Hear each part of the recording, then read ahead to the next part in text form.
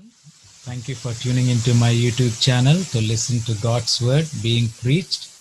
I humbly request you to subscribe to my channel, like and share with as many people as you can. We are living in the last days and God's word must be preached and spread around like the leaves of the autumn. Last week we discussed about what kind of faith will sustain us during COVID-19. I've spoken about three elements of faith that will sustain us during this time of crisis. Number one, faith that will acknowledge that God is God. Number two, the faith that focuses on God and not on ourselves or the troubles that we are facing. And number three, faith that is tested and tried. If you haven't heard it, please go to my YouTube channel and listen to it. That sermon will give more background to what I'm going to share today. Today, I would like to go a bit deeper and see two kinds of faith that people have in times of crisis. Some people's faith is called if faith, and the others is called if not faith. So I titled my sermon today as Do you have if faith or if not faith? Now, what do I mean by if faith?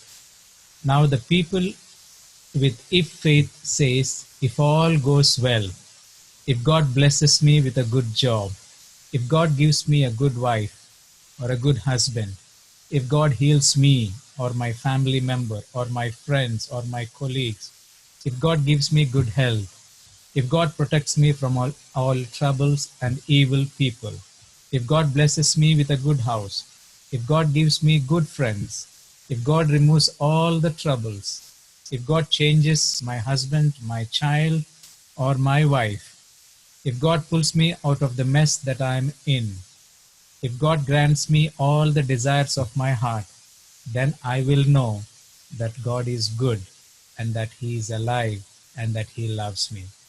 That's what I call if faith. You know, a lot of people have that if faith today. We find so many examples in the Bible of that kind of faith. One of them is Jacob, who found himself with this kind of faith. Genesis chapter 28 talks about Jacob's vow at Bethel.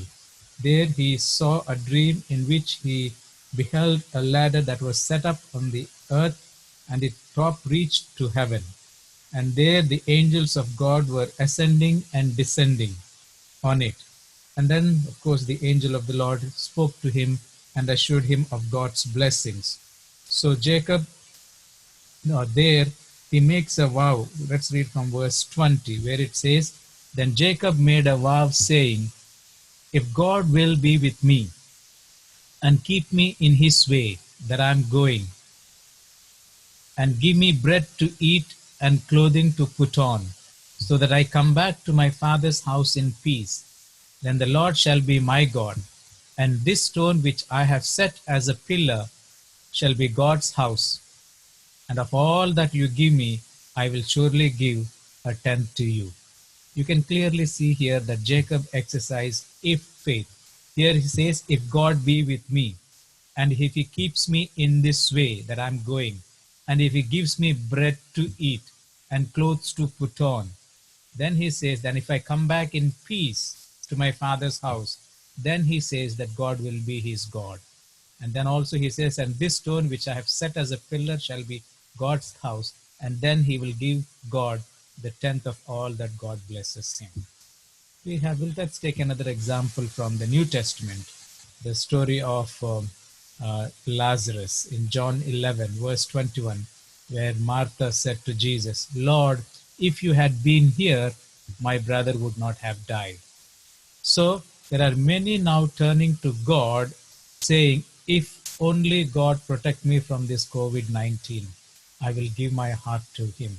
If only God will protect my family from this COVID-19 crisis, then I know that God is interested in our lives and in our family.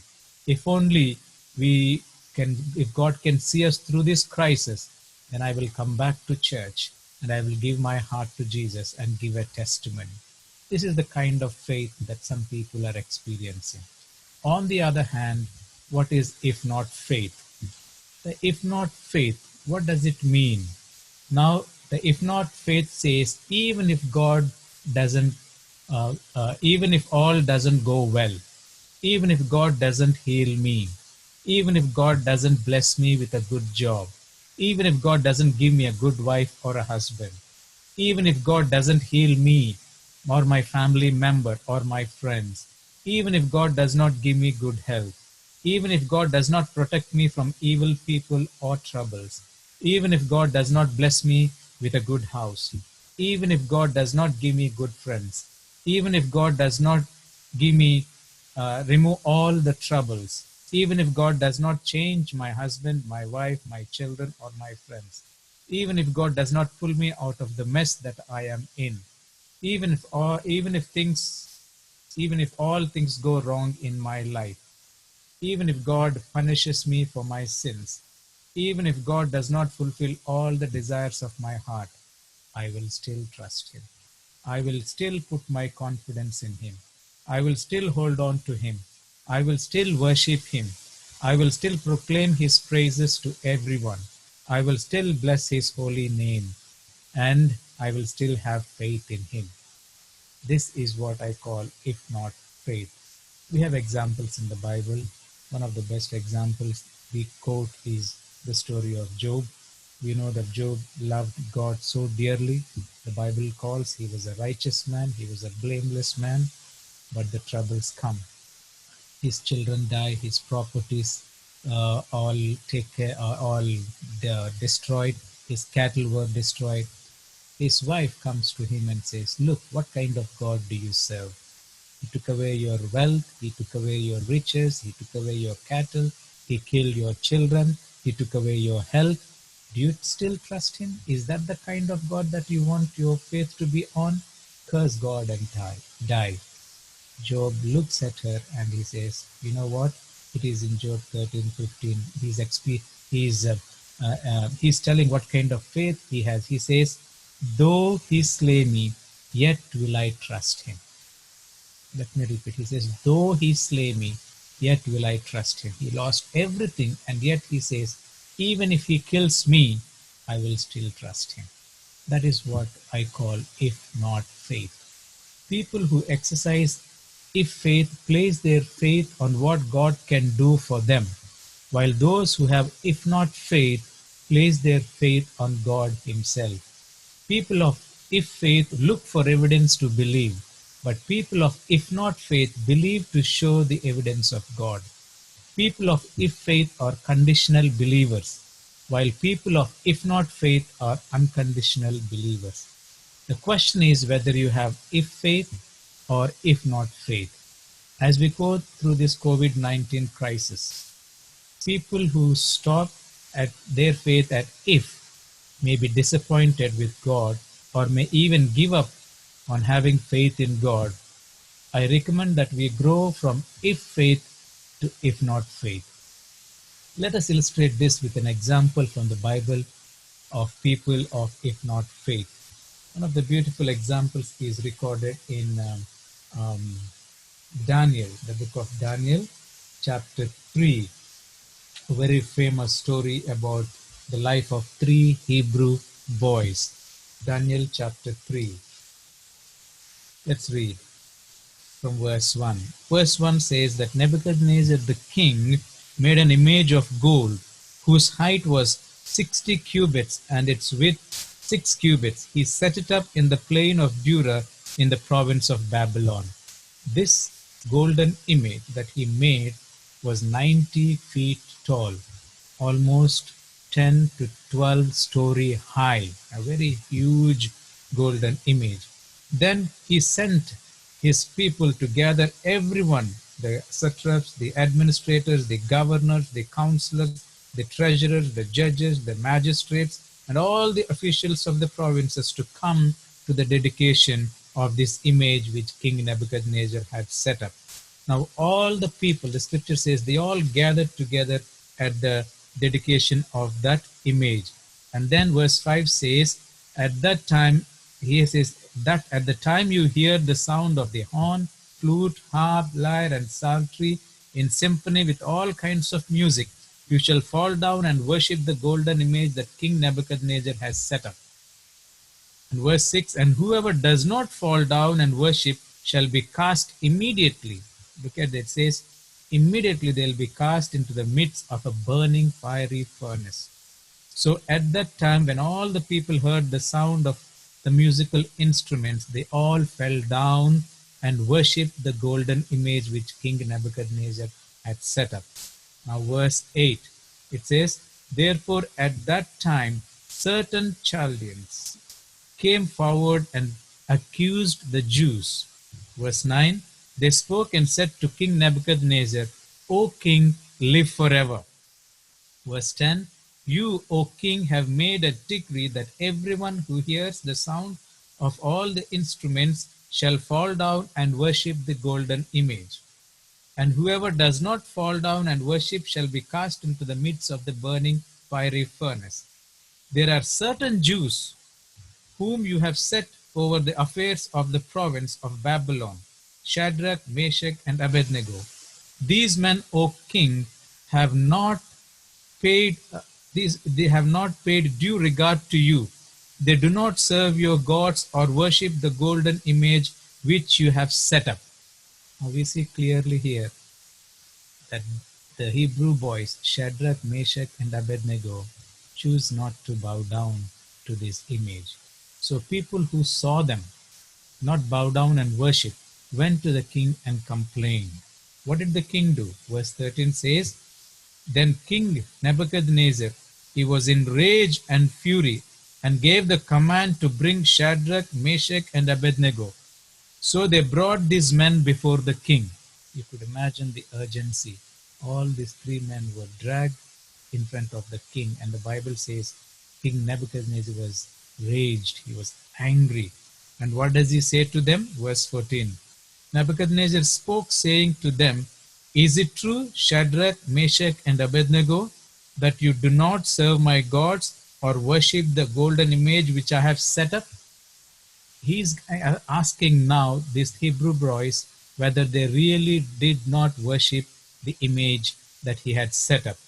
And the interesting part is he did not even wait for them to give an answer, but he's giving them a second chance. He doesn't want to hear from their mouth that yes, they did not bow down, because that is a humiliation to him. So even before they could answer, he's giving them a second chance. In verse 15 he says, now if you're ready, at the time you hear the sound of the horn and all the instruments of music played, and you fall down and worship the image which I have made, then it is good. He's saying now, okay, I'll give you another chance. The music will be played. You make sure you fall down, bow down, and worship, and then all will be well. You have nothing to worry about. But if you do not worship, you shall be cast immediately into the midst of a burning fiery furnace. He says, but if you don't do it, if you don't make use of this second chance, you will be immediately put into that burning fiery furnace. And then he puts in a question mark about the faith of these three Hebrew boys at the end of verse 15, where he says, and who is the God who will deliver you from my hands? Now this is, he says, I'll see which God will come and save you. You could imagine the situation there, the whole assembly of people in that plain, a big golden image, everybody bowed down. Only these three men stood tall and strong and did not want to bow down. King gives them a second chance. And then he says, let us see which God will come and save you. What does that tell us? Now, the king did not question the existence of the God of the Hebrew boys, but he questioned the ability of the God of the Hebrew boys to intervene in that situation. Nebuchadnezzar saw the power of God in Daniel chapter 2 when Daniel interpreted the dream. And then, in fact, he acknowledges the God. If you see verse 47 of chapter 2, this is what he said.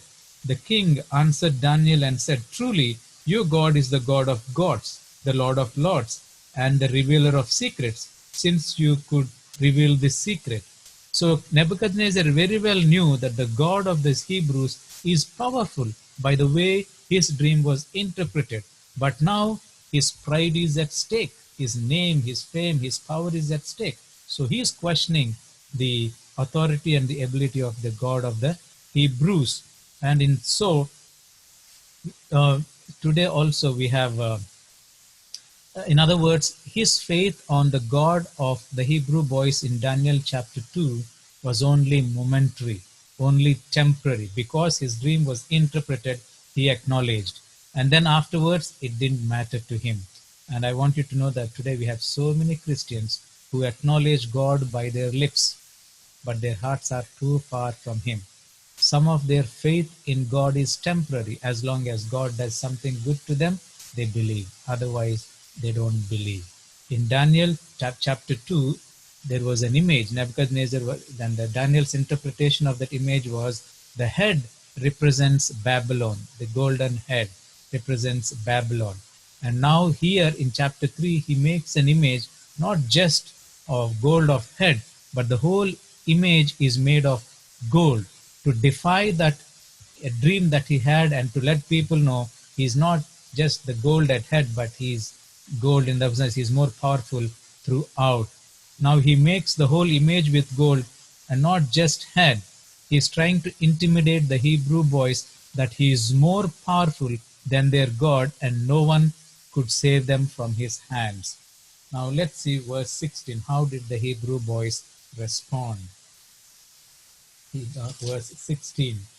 Then Shadrach, Meshach, and Abednego answered and said to the king, O Nebuchadnezzar, we have no need to answer you in this matter.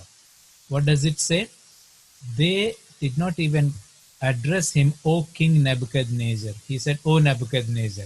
I think these Hebrew boys wanted the king to know that their real king is God Jehovah. So they said, Oh Nebuchadnezzar, we want you, and they says, we have no need to answer you in this matter. What do they mean when they say we have no need to answer you in this matter? It means that they have already made up their minds even before he could call them and ask them. It means they don't have to have a second thought over this matter. Their conviction was based on the truth of the scriptures, which say that thou shalt not bow down to any other gods or any image, and neither shalt thou worship them. They would follow their convictions no matter what the cost. Someone said, if you don't stand up for something, you will fall for anything.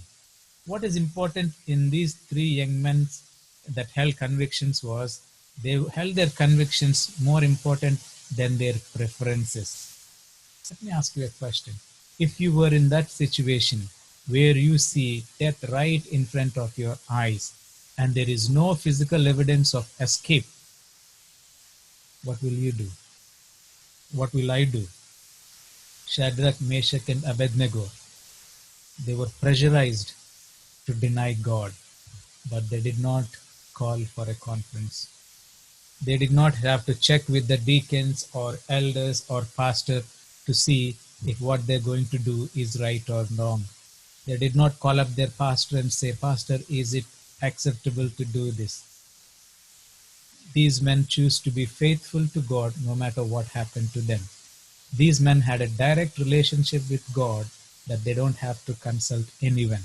How many times in panic when we know that our life is in danger, when we stand for something that we believe that our life is at stake, how many times we find excuses? How many times we try to consult so many people to get a second opinion? But these three Hebrew boys, when they said that we have no need to answer you in this matter, they said, we don't even have to discuss about this. We don't even have to consult anyone about this. We don't even have to have a second thought about this. That's the kind of faith that they exercised. Someone suggested that these Hebrew boys could have come up with 8 excuses so that they could escape from the punishment of death and save their lives. They are, we will fall down but not actually worship the idol. What if they just bend down but their mind is stayed towards God? They didn't even do that. We won't become idol worshippers, but we will worship this one time and then ask God for forgiveness. How many times in crisis did we have such kind of an attitude? Lord, just this once, I'm so desperate for this situation to come out. I find no other way just to tell a small lie, just to do this. Please understand me, help me. Only once, and please forgive me. Of course, you are a loving God, you're a forgiving God. They never even thought in those lines. The king has absolute power and we must obey him. They didn't even think about that. The king appointed us. We owe this to him.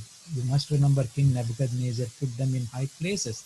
So they could have thought, Lord, King has really put us in high places. We don't want to disappoint him. Maybe once we will just bow down. They didn't even think in that line. How many times we at workplaces or in some circumstances bow down to our bosses, to our heads, to say no or yes or tell a lie or do things that we know is not right because we want to respect them or we don't want to lose a job or we don't want to get into a trouble. They also did not say, this is a foreign land, so God will excuse us for following the customs of the land. Some of us would even say, when you are in Rome, you do like the Romans. They didn't say that. And they didn't say, our ancestors set up idols in God's temple. This isn't half as bad. We know Israelites, they worship idols even in God's temple. So they didn't take that as an excuse and say, well, my pastor did it, my priest did it, my church did it, our elders do it. So what is wrong in me doing? They found no excuse of that sort. Then we are not hurting anybody. Sometimes we do things knowingly that they are wrong because we think, oh, by doing this, I'm not hurting anyone. Nobody knows about it, so it doesn't matter. So they didn't think, okay, if we bow down, nobody is hurting. No. Finally, if we get ourselves killed and some pagans take over our high positions, they won't help our people in exile. We should be alive for the sake of our people. They were put in high places so that they can support their own fellow men. They could have thought and said, you know what, if we die today, our jobs will go. Some heathen people will take our place and our own Jewish people will be persecuted. So let's just bow down so that we can save our lives and save and help our own fellow people. None of these excuses did they come up with. I'm sure there are many more excuses that you and I could think of when we are facing crisis to escape the crisis that we are caught in. But these boys needed no time even to think of an excuse. So they said, "O king, we have no need to answer you in this matter." And then when they say that, what did they do? Verse 17, it says, if that is the case, if that's what you decide to do, we want you to know something, he says. What is it?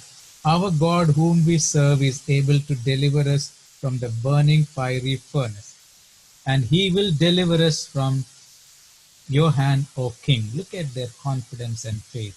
What do they say? They say, if that's what you think you want to do, we want you to understand, we want you to know where our faith lies. And two things they say. What do they say?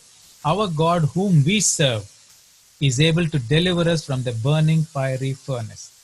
That shows how much of confidence they have in their God. Imagine there's a burning furnace right in front of them. King with all his power, with his all army. And yet they could say, our God can deliver us. And then they also say, he will deliver us from your hands also, O king. Not just the burning fiery furnace, but also from your own hands our God can deliver us, acknowledging that our king, our God is much powerful than you. And look at how they address God. They say, our God. Why do you think they said our God? They're making a distinction to the gods of Babylon. Why? Because Nebuchadnezzar said, I will see who will deliver you from my hands. So by those two statements, what they mean is, we know that God is able to deliver us out of this fiery furnace. We know that God can send his angels from heaven and then just protect us from any danger that is around us. We know that God can kill each and every one of you, even to save us from your hands. We know that the same God who opened up the depths of the Red Sea to our forefathers could walk through on dry ground can also keep us from this fiery furnace. We know that our God is able to deliver us, O King. This shows their complete faith in God and His power to save them from any situation and from any human power. That's the kind of faith that they showed. But the real exercise of their faith is not in verse 17, but it is in verse 18. Look what they say. While they said in 17 that their God is able to deliver not only from the burning fiery furnace, but also from the hands of the king, look what they say in verse 18. But if not, get these words, but if not, let it be known to you, O king, that we do not serve your gods, nor will we worship the golden image which you have set up. Look at what it says. But if not, let it be known to you that we will not serve your God, nor the image that you have set up. What a tremendous statement of faith. But if not, when I read verse 17, I thought, wow, that's a great faith to know that our God will deliver us, and God will deliver from your hands. But when you come to verse 18, you realize that is even stronger and greater faith in God to say, if not. By saying if not, they are not doubting God's power, the power of God to save them, but expressing their confidence in God that whatever He chooses to do, whether to save or not to save, they are committed to accepting His will in their lives. God can rescue you, but if not, what will you do? I'm concerned that we have heard so many messages about God's miracle working power, His healing power, His providing power, His delivering power, that sometimes we just take for granted that God will heal every disease, meet every financial need, open every prison door, put back together every problem that we have. But sometimes God does not heal. That's the reality. Sometimes God does not perform miracles. Sometimes God does not repair the broken home. Sometimes God does not provide our financial needs. What will you do if the answer is no? What will you do if God does not deliver you? What will you do if God does not heal? Sometimes we become so conditioned to the fact that God will say yes that we don't even know what to do when He says no. I know God can heal. I know God can put homes back together. I know God can provide our financial needs. But if not, will you still love Him? Will you still trust Him? Will you still serve Him? Someone paraphrased this verse 18 in this way. They say, we are guilty as charged. We will not try in any way to defend ourselves and avoid the consequences.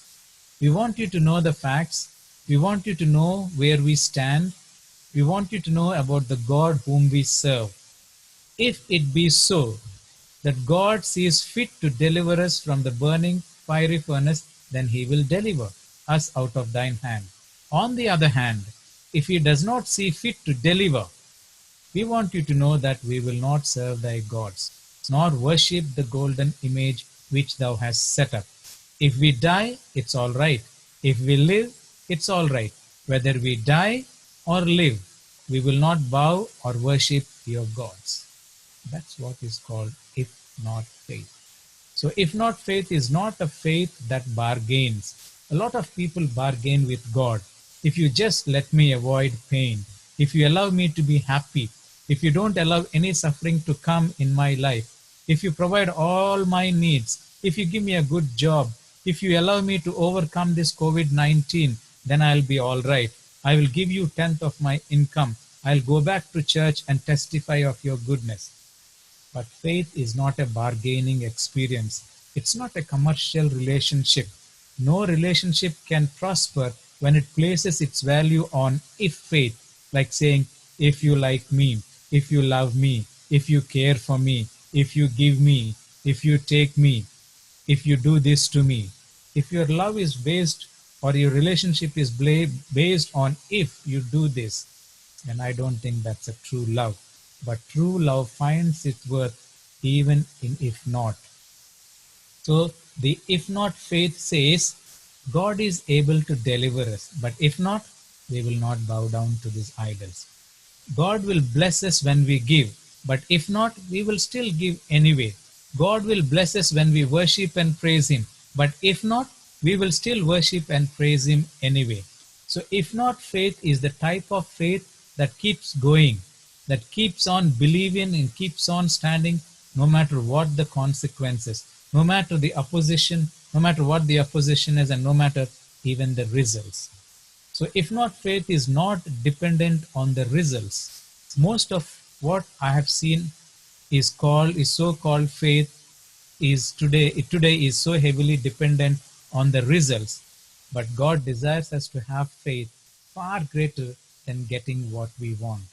True faith rises above the circumstances, regardless of what you have been praying for or believing for. Look at what Habakkuk says in Habakkuk chapter 3, verse 17 and 18. He says, "Though the fig trees should not blossom, nor fruit be on the vines, the produce of the olives fail, and the fields yield no food, the flock be cut off from the fold, and there be no herd in the stalls. Yet I will rejoice in the Lord. I will take joy in the God of my salvation."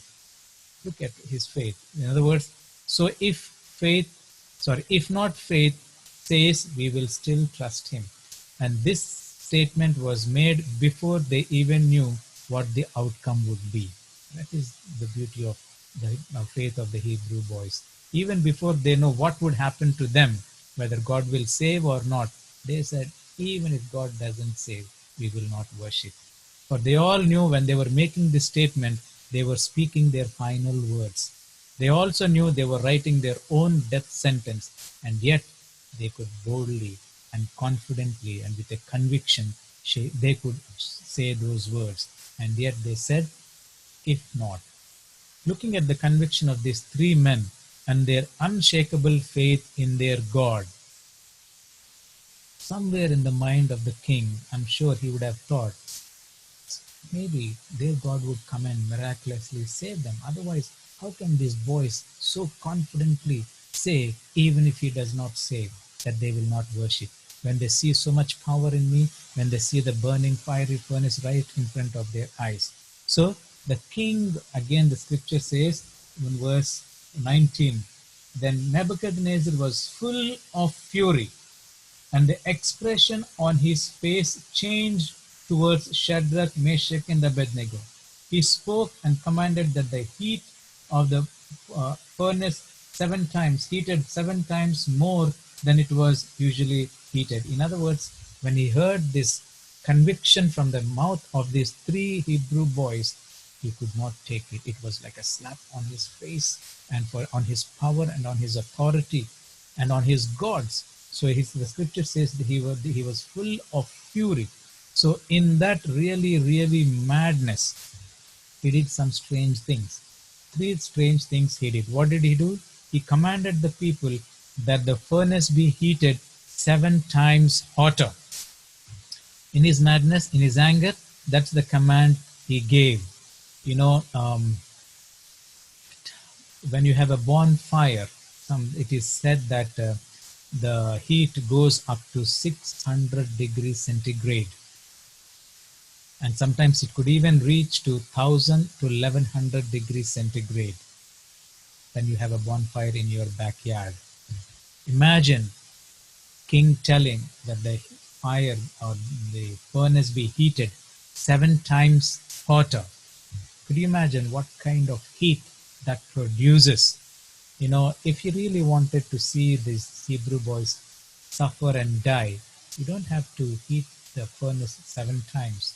You can put it on you can leave it as it is, because when you put in fire, there is no evidence anybody would escape.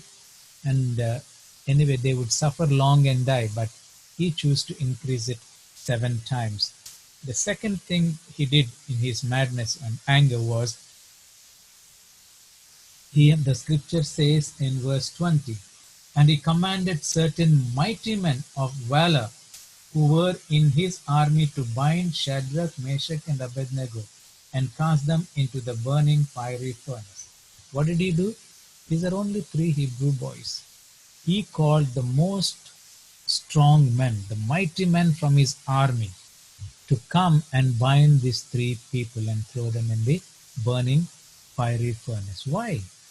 He somehow had in the back of his mind, maybe God will miraculously make them escape. So he made sure that strong men from whose hands they will not be able to escape will be the ones that will throw them into the burning fiery furnace. And the third thing that he did was in verse 21. Then these men were bound in their coats, their trousers, their turbans, and their other garments, and were cast into the midst of the burning fiery furnace. What did he tell? He took I think, let me read the next verse as well. It says, um, verse 22, therefore, because the king's command was urgent, so that's what I want to say. The king's command went so urgent. In other words, the king didn't want to give even as little time whereby their God might come and save them. So he made sure in their hurry that these were bound quickly with these mighty men with all their clothes on. I believe the historians say that when people were thrown in the burning fiery furnace, they were stripped naked and then thrown. But here he didn't even have time to ask them to remove their clothes. With all the Bible made it sure that even the clothes names were mentioned there for a reason, which we will discuss later. So with all that, he told them to throw them in the burning fiery furnace, just to see that there is no time wasted, whereby giving any chance for the God of the Hebrew boys to come and save them.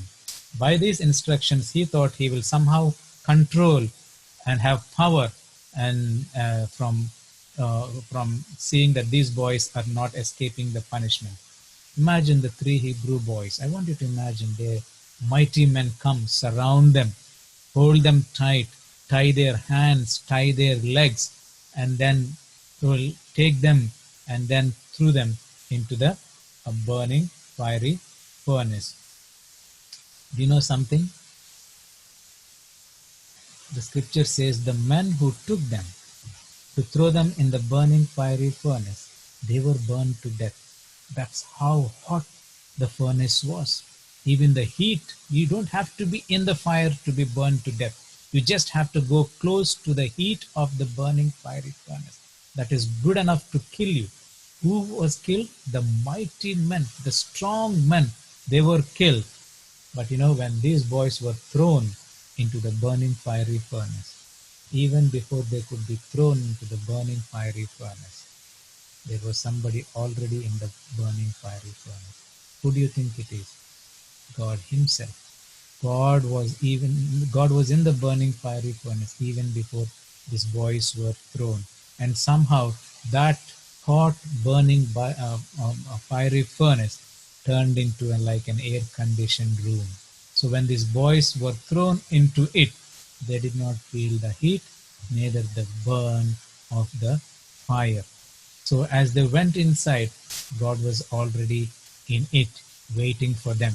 His presence in the burning fiery furnace made the hot burning fiery furnace like an air-conditioned room. So as soon as the boys were thrown in it, they did not feel the heat. Some Greek translation says that Hebrew boys were praising and singing in the midst of the fire. Some Aramaic translation says they were actually walking around in the furnace. Did you notice that the freedom to worship God was denied and threatened outside the burning fiery furnace? But in the furnace, in the trouble, they had the freedom to be who they are, because that's where God's presence was there. They had complete freedom to praise God, and no one could stop them. Then, as they were thrown, the king now is at ease, thinking that he has finally won the battle of throwing them into the burning fire. But look what he says in verse 25, verse 24. Then King Nebuchadnezzar was astonished, and he rose in haste and spoke, saying to these counselors, "Did we not cast 3 men bound into the midst of the fire?" They answered and said to the king, "True, O king." "Look," he answered, I see 4 men loose, walking in the midst of the fire, and they are not hurt, and the form of the fourth is like the Son of God. So when the king saw into the burning fiery furnace, he was shocked to see some things. In fact, king saw 3 miracles that day. The first miracle was the furnace, which is 7 times hotter than usual, did not burn them. That itself is a miracle. The second miracle that king saw was their robes, with which he threw them into the burning fiery furnace, did not burn. They were bound with ropes. The ropes were burnt and they were loose, but their clothes were not burned. It is said that when you are thrown into the burning fiery furnace, the first thing that burns is your hair. And when he looked at them, even their hair was intact. It was as though nothing happened to them. So that was the second miracle. So the third one was he only threw 3, but now he's seeing a 4th person. Nobody knows who that person is. He actually thought, is he dreaming sitting there? So he has to call his counselors and ask, did we not throw 3 people? But I see a 4th person. Not only he says he saw a 4th person, he also says the 4th person looks like whom? He says the 4th is like the Son of God. How does he know how the Son of God looks? Even even when a heathen looks at the face of God or the miracle or the power of God, they have to acknowledge. Bible says, every knee shall bow down, every tongue shall confess. So he somehow realized that this 4th person is not an ordinary being. And the Spirit gave him utterances to say, like the Son of God. Now, here is something amazing. The heat coming from the furnace was so intense that it killed the soldiers. These soldiers could not take the heat, but Shadrach, Meshach, and Abednego knew how to take the heat. I want to tell somebody here today, as Christians, you better know how to take the heat. Whatever the heat may be, maybe right now, as God's children, the heat is intense in your life. It seems that the heat has been turned up several notches. It seems you almost caved in, but just wait a little longer. There is victory on the other side. Don't give up. Don't throw in the towel too easily. There is a victory on the other side. Instead of asking God to remove us from the fire, start looking for Jesus in the fire. You will find him. He called them. What did the king do? When he did this, let's read verse 26. Then Nebuchadnezzar went near the mouth of the burning fiery furnace. In other words, he got up from where he was sitting, went as close as he could to the burning fiery furnace, and look what he says. And spoke, saying, Shadrach, Meshach, Abednego, servants of the Most High God. Look at his language here. Before, what did he say? I will see which God will come and save you. Now, with his own mouth, he is confessing and telling what kind of God they serve. The same words that he said in Daniel chapter 2, verse 47. He's saying again here. This is how some people's faith is. Only when they see a miracle, they acknowledge there is a God. So what is he saying here? Then he said, Shadrach, Meshach, Abednego, servants of the Most High God, come out and come here. Then Shadrach, Meshach, and Abednego came from the midst of the fire. Can you imagine the picture? They were walking in the fire, and then he goes near to the mouth of the burning fiery furnace and says, Shadrach, Meshach, Abednego, come out. They just walked out as though they were coming from their living room. And you could imagine all the eyes of all those masses of people fixed on these 3 men. And the king goes to him. He touches them. He touches their hair. He smells to see even if there is a smell of a smoke. To his surprise, he says, they couldn't even. Look at verse 27. And the satraps, administrators, governors, and the king's counselors gathered together, and they saw these men on whose bodies the fire had no power. The hair of their head was not singed, nor were their garments affected, and the smell of fire was not even on them. There's no one who could at that time say, no, this fire actually was not hot. That's why they were saved. That was not what it. Why is it? Because the ropes that they were tied with were immediately burned, and the people who threw them, they were burnt just by the heat of this. So nobody could deny and say this fire is a strange fire. It didn't have any power to kill anyone. That's why they were saved. It is not the power of their God. That's why God showed them the evidence by killing these men and also by burning the ropes that they were, so that everybody could acknowledge that God can save his people even in the fire that they will be in. So what did the king do? He acknowledged the God of Shadrach, Meshach, and Abednego. So you better learn to take the heat. He called them out, and then he acknowledged their God and made a decree that all the people should worship the God of Shadrach, Meshach, and Abednego. In the same place where he made people bow down to worship the image, in the same place, at the same time, he made a decree. He made a decree that everybody in his provinces must now, from now on, worship the God of Shadrach, Meshach, and Abednego. Well, from the history, we know that it did not last long. People went on to their own ways. But at the time, that's what the decree that he made. And scholars believe, what happened to the idol then, or the image? Nobody bothered about it. Scholars believe that later they stripped off the gold from the image, one was taken back to the king's treasury, and that's the end of that golden image. So what happens when you have, if not faith, like these three Hebrew boys? If not faith is not intimidated by the fire that is in front of you. The three Hebrew boys saw the fire. They were not intimidated. If you allow the enemy to intimidate you, you will become his victim. Stand strong and see the salvation of the Lord. That's what Moses said when the people of Israel were afraid at the banks of the sea, at the shores of the Red Sea. He said, "Do not be afraid. Stand firm, and you will see the deliverance of the Lord that he will bring today. The Egyptians you see today, you will see them no more." So if not faith is not intimidated by the fire in front of you, and if not faith is not frightened by the fire that is before you. The Hebrew boys did see the fire. They even saw how hot it is, but they were not frightened by the fire. No matter what your challenges might be, let not your fire frighten you. If God has promised to make a way out for you, then the key is to hold your peace. He will do it. Isaiah 43:19 says, "For I am about to do something new. See, I have already began. Do you not see it? I will make a pathway through the wilderness.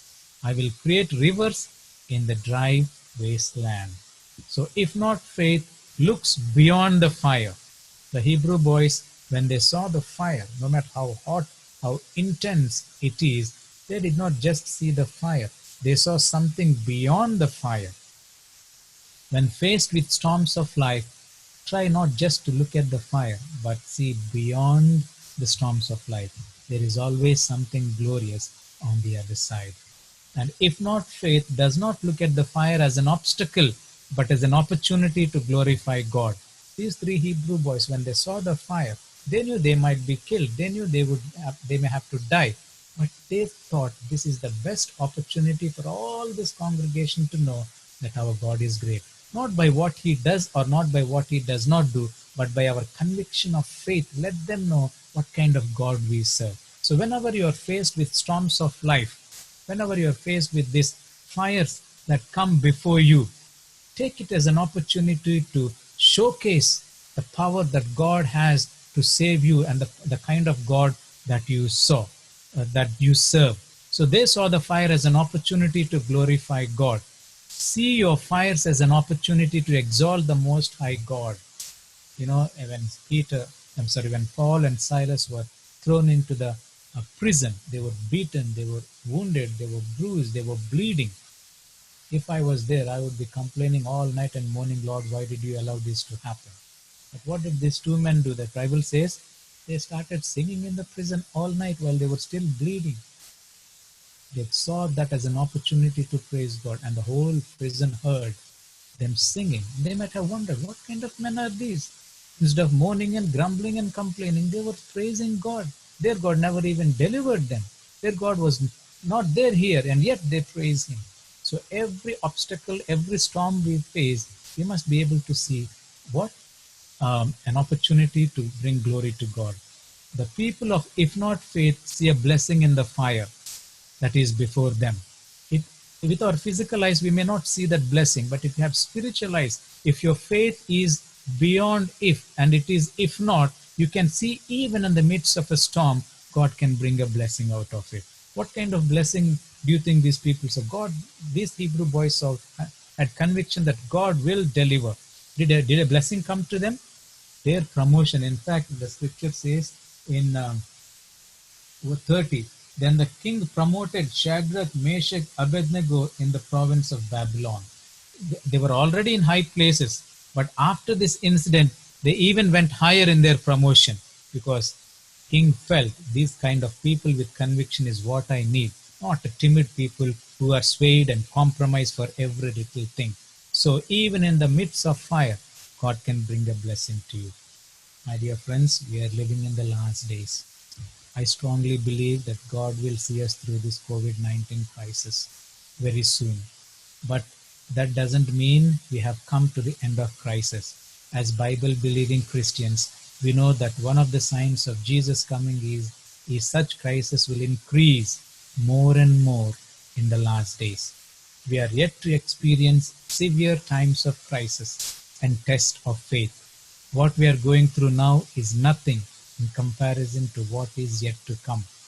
The only weapon we have to face all the wiles of the devil is not if faith, but if not faith.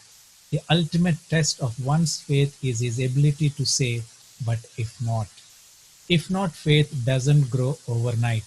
We need to experience it in all situations, especially in crisis times. It's high time that we ask God to increase our faith and prove it in all walks of our lives. The only people who can have, if not faith, are those who are not so much concerned with their earthly life, things they possess, and the relationships that they built here, but are those who are more so concerned with the reputation and honor of God by their behavior here on this earth. They put God's name and honor above their earthly life and its desires. In order to grow to that level where the honor of God is more important than your own life, we need to spend much time in prayer in these last days. We need to study God's word daily to know His will, to understand His mind, to understand the way of the Lord. And we need to stand up for the truth that God revealed in His word and live lives that are pleasing in His sight. Love God more than your life and stand strong to any test that comes your way with faith that cannot be shaken. Then your faith will not remain at if, but will move to if not. And that is the kind of faith that can take us through any situations in life as we await the coming of our Lord and Savior Jesus Christ to take us home where we can live with Him for eternity with joy and gladness. May the Lord help us to have, if not faith, and not just if faith. God bless you all. Amen.